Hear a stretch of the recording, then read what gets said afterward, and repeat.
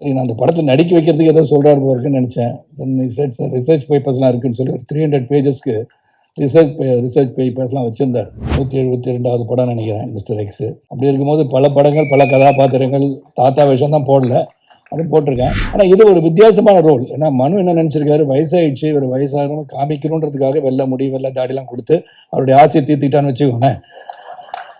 ஏன்னா ஒரு பொறாமை பிடிச்சவர் அவர் மனு. எனக்கு உடனே வேற எதுவும் வந்துச்சு, சென்சார் பண்ணிட்டேன் நான். சாரி, ஃபிசிக்கெலாம் வச்சுட்டு வரும்போது லாட் ஆஃப் மோர் ஃபேன்ஸ் உங்களுக்கு ஃபாலோ பண்ணுவாங்க நிறையா. நீ சைக்கிளில் போகும்போது கூட ஃபாலோ பண்ண ஆரம்பிச்சிருவாங்க. மஞ்சு மேம் சொல்கிறது காரணம்னா அவங்க தான் எங்கள் எல்லாரும் டைரக்ட் பண்ணுறாங்க. அதில் பார்த்தாலே தெரியும். சொந்த மனைவிக்கும் தான் யாருன்னு சொல்ல முடியாத ஒரு சூழலில் ஒர்க் பண்ணுறவங்க தான் இந்த அன்சங் ஹீரோஸ். அந்த மாதிரி அன்சங் ஹீரோஸை நம்ம எப்படி பாராட்ட முடியும்னா, இந்த மாதிரி படம் எடுத்தால் தான் பாராட்ட முடியும். And 3 years wait. பல பேர் வந்து விட்டுருவாங்க, வந்து கூறு தீட்டினாங்கன்னு சொல்லுவோம் இல்லையா, அது அப்படியே தீட்டி தீட்டி தீட்டி ஒரு சிறந்த படத்தை கொடுக்கணும்னு சொல்லும் போது it is landed at a time and Dhurandhar made history. தொடர்ந்து படங்கள் ரிலீஸ் ஆகிட்டே இருக்கும். ரிலீஸ் ஆகின்ற படத்தில் ஹீரோவாக இருக்கிறது ரொம்ப ரொம்ப நல்லது. இது ஒன்றும் இல்லை, கான்ட்ரவர்சி ஒன்றும் கிடையாதுங்க. டக்குன்னு அது பயமாக இருக்கும் வந்து பார்க்கும்போது.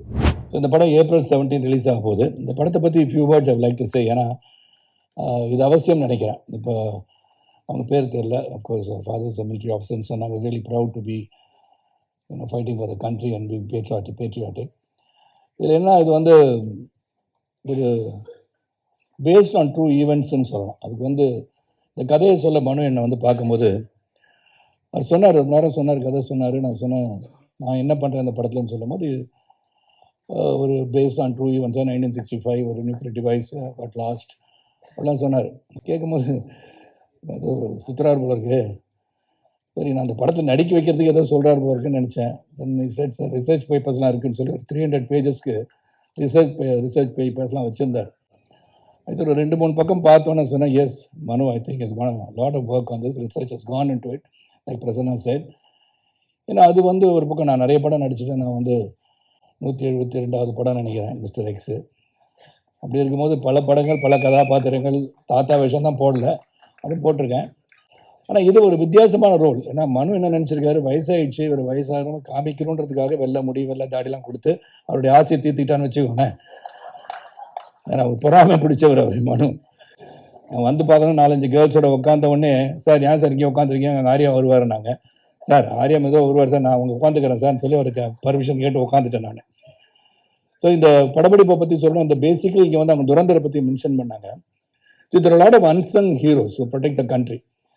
அது வந்து ஒரு பிக்சர் ஃபார்மேட்டில் மக்களுக்கு போய் கொண்டு போய் சேர்க்கறதுக்கு வந்து not many people attempt these things. அந்த விஷயத்தில் மனுவுக்கு உண்மையிலே பாராட்டணும். 2023 துவங்கினாலும் பொறுமையாக அந்த படத்தை எடுத்து சிறப்பாக கொண்டு வரணும்னு நினச்சதுதான். It's not easy task to get all the cast and crew that been here. எல்லாரும் பார்த்தீங்கன்னா ஸ்டால்வர்ட்ஸ்னே சொல்லலாம். அந்த ஆரியா வந்து ட்ரெய்லரை பார்த்த உடனே நீங்கள் பார்த்துருப்பீங்க.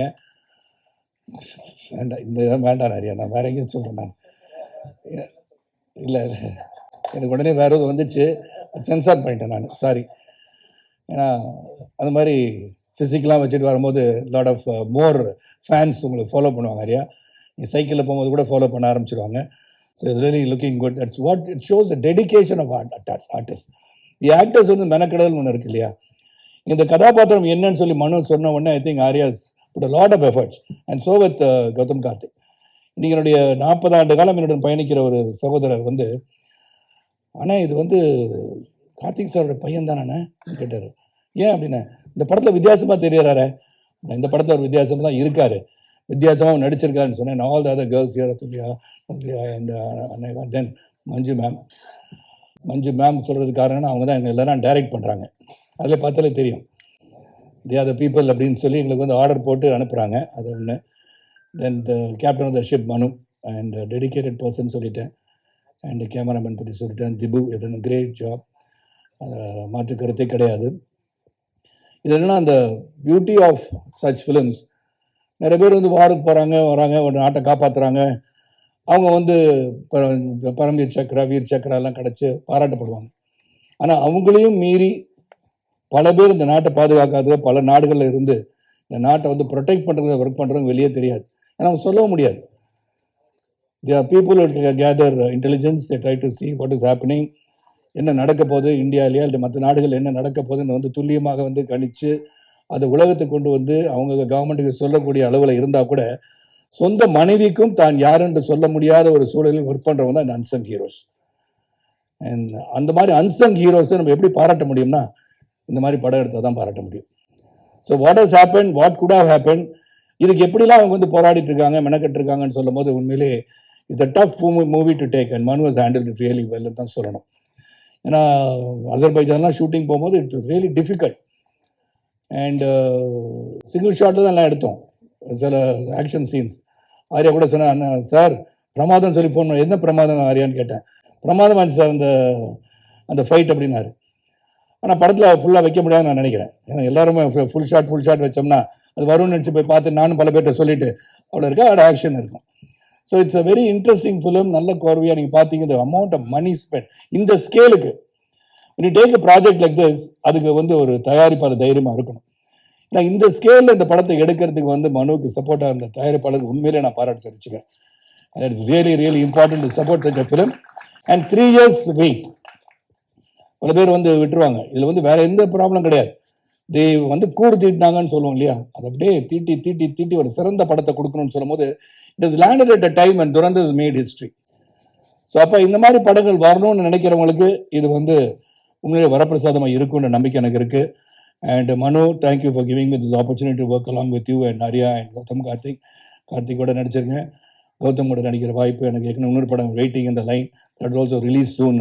Gautham, let's wait for that also. நான் தொடர்ந்து படங்கள் ரிலீஸ் ஆகிட்டே இருக்கும். ரிலீஸ் ஆகின்ற படத்தில் ஹீரோவாக இருக்கிறது ரொம்ப ரொம்ப நல்லது. இது ஒன்றும் இல்லை, கான்ட்ரவர்சி ஒன்றும் கிடையாதுங்க. டக்குன்னு அது பயமாக இருக்கும் வந்து பார்க்கும்போது. இந்த மாதிரி படங்கள் வந்து ரிலீஸ் ஆகணும், தியேட்டரில் போய் படம் பார்க்கணும். எல்லா ஃபங்க்ஷனையும் சொல்கிற மாதிரி 50 days ஓடிடியில் வந்து 50 daysக்கு அப்புறம் படம் வந்தால் I think people will go and watch movies இந்த தியேட்டர். அண்ட் இந்த படத்தை வந்து ஸ்மால் ஸ்க்ரீனில் பார்க்குறதோட பெரிய தியேட்டர் போய் பார்க்குறது தான் ஜேம்ஸ் பாண்ட் படத்தை பார்த்த மாதிரி இருந்தது.